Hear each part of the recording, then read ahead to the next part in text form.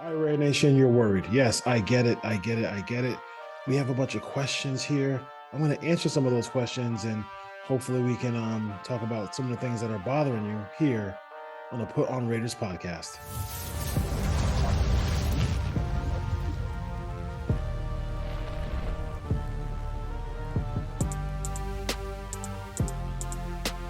All right, Ray Nation, let's roll. Let's roll. Let's roll. Let's roll. We got some questions here for myself, and I will. We got some more questions, but we'll save that for the big show when Ryan comes in, and we'll tackle some of those as far as that goes. We got Marvin who wants to know about the O line and concerns about the O line. The O line, you should be concerned. I'm not gonna lie about that one. I don't think they gotten better on the offensive line. I don't want to see on the right tackle situation. Do you really want to see a platoon? I don't want to see a platoon. Good movie though, but I don't want to see one at right tackle. So you're trusting Thayer Munford, you're trusting this offensive line. I thought the offensive line coach they had last year was a very good one.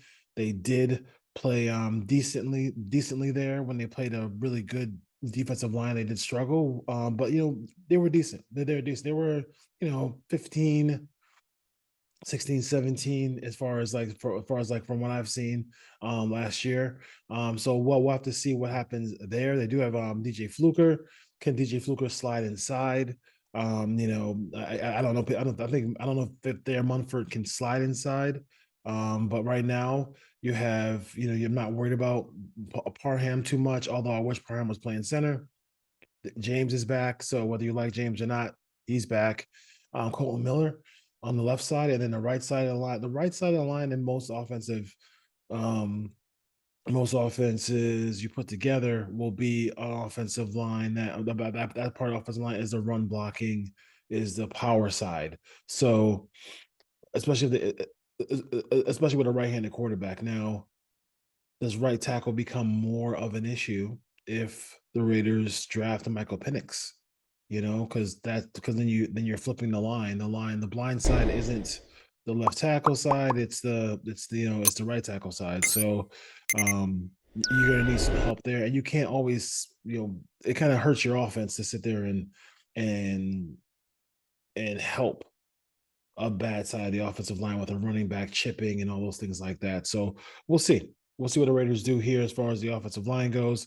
I'm not in love with from what I've seen with the offensive line. I think they've had opportunities to maybe address it, but maybe they'll do that in the draft. But that's still draft capital, and there are a lot of tackles heavy in this draft, and you might see the Raiders take a tackle early in this draft, even though they do need a QB.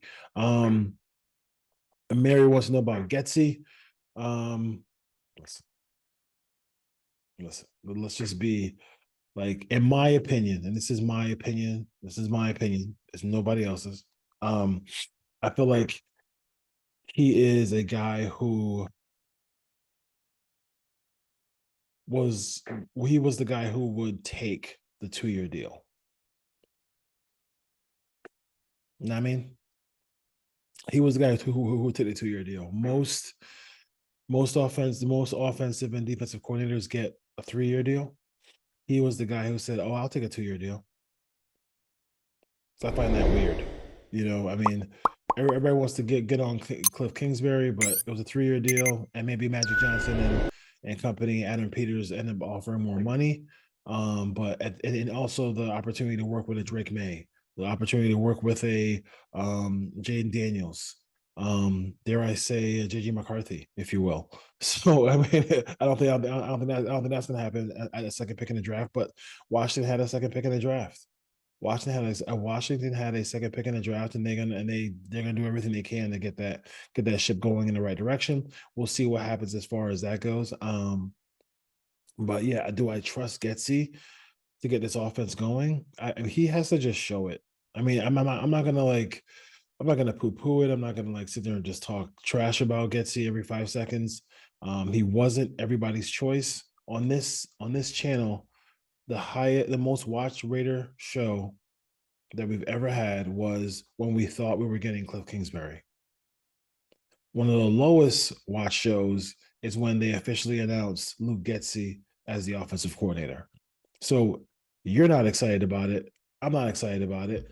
And and we have to just take it to that point where we just say to ourselves, hey, we'll just have to see what happens. We'll see what happens between um with Getzey, and he just has to show improve. He has to show improve that he can be a big time offensive coordinator in the National Football League. Um, James wants to know about Zamir White. Um, I will say this about the whole running back situation here. I'm okay with Dylan and Josh Jacobs go. I think the only thing I'm concerned with any running back, any veteran running back, and then you go into a situation where you have a younger a younger running back would be one in which does he protect the quarterback in pass protection? Like can is Alexander Madison going to do that? Is Amir Abdullah going to do that? Are we going to see Sincere McCormick get some burn here? Are we going to finally see some Britton Brown? They just I really don't know about that whole situation. They're running back, but I'm okay with Zamir White. I'm not like this whole like I thought he showed enough at the end of the season last year. I thought he did a decent job last year running the football. I'm okay with it. I mean, it depends on, we'll see what scheme they want to run. Are they running zone? Are they running power? Are they running a combination of both? We'll see what Getsy wants to do. I think the general manager did talk about what they were gonna run as far as their running philosophy going forward. But I mean, I would have, you know, the money that any money should be put towards the offensive line, if you will. I haven't seen him do anything in the offensive line yet. I haven't seen him do with the opposite corner on this team. Like, who's going to play alongside um, Jack Jones every day that Jack Jones does not get in trouble because he's had issues um, off the field in the past is a great day. If he gets through this whole off season, like nothing happens, I feel very comfortable with like Jack Jones and his relationship with um with Antonio Pierce. I will also say too, Tom Telesco did mention Brandon Faison, and Brandon Faison, who was out of the lineup and who was hurt and all that stuff like that last year. I would say, maybe if they're not able to get a top corner in the draft, or if they're not able to get another veteran corner for a competition. I mean, it's not a sexy name, Brandon Faison. He's more of a cover three corner than anything else. The Raiders do play some cover three. I'll definitely look at that. And I think also you gotta, I mean, Jacorian Bennett got drafted. I know, I'm, so you got to see what he can do. And because part of this team with the Raiders here, you have to develop talent. You can't just like draft a guy and then bury him. Like, okay, Jacorian Bennett has not had skills. We'll see if he has skills to be a starting corner in the National Football League. Let's see here. Oh yeah, defense in 2024. Can they replicate? I think it's going to be hard to replicate what they did. I think they're gonna need some more points. This defense could actually. It's weird to say it, but the defense could actually be better, more physically imposing, can be get more sacks, but maybe give up more points if that makes any sense. Because if the offense does not do their job, if they have a bunch of 3-and-outs, if they get if Gardner Minshew or Aiden O'Connell or turn the football over, a rookie quarterback turn the football over, you can put this defense in a bad situation where the numbers are pretty similar, but instead of giving up 19 points a game, they're giving up 22, 23, 24 points a game. Like I mean, that's part of it. I mean, if you give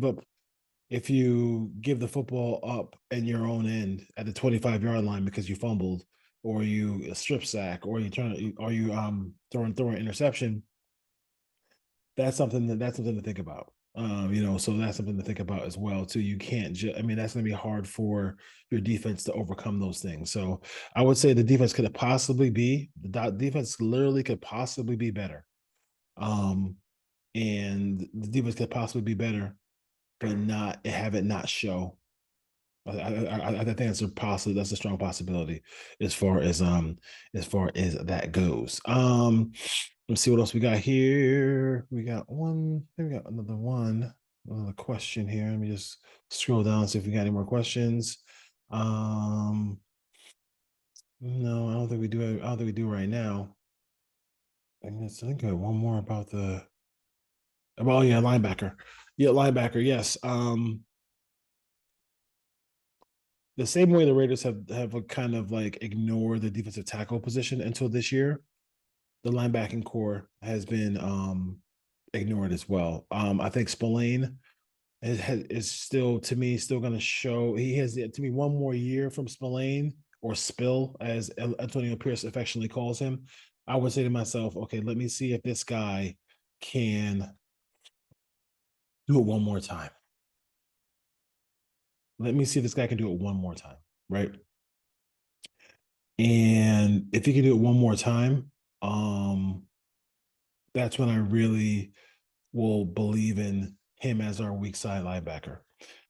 Diablo has played. He played in more games than you think over the years. That's your starting two. That's fine, but it's football and people get hurt.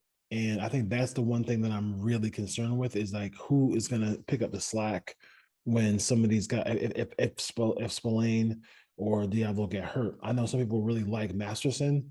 Okay, all right. I mean, Bernie and all like, but every year you go into a season, there's always one position group that kind of takes a beating and gets hurt a lot, and I think that could be if it is the linebacking core, then I don't want to play Bernie and Masterson or Butler.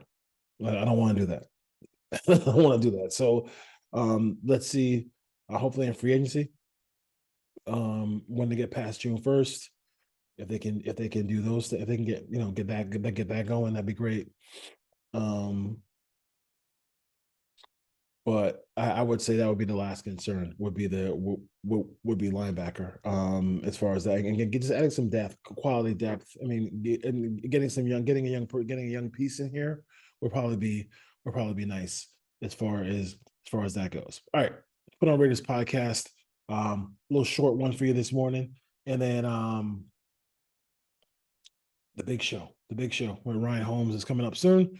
And then we will, also we have the signal caller. We're going to be going after with three quarterbacks. We have three quarterbacks left on the signal caller. We have Michael Pratt. We have Michael Pratt. We have Jordan Travis. We haven't done yet. And we also have Caleb Williams.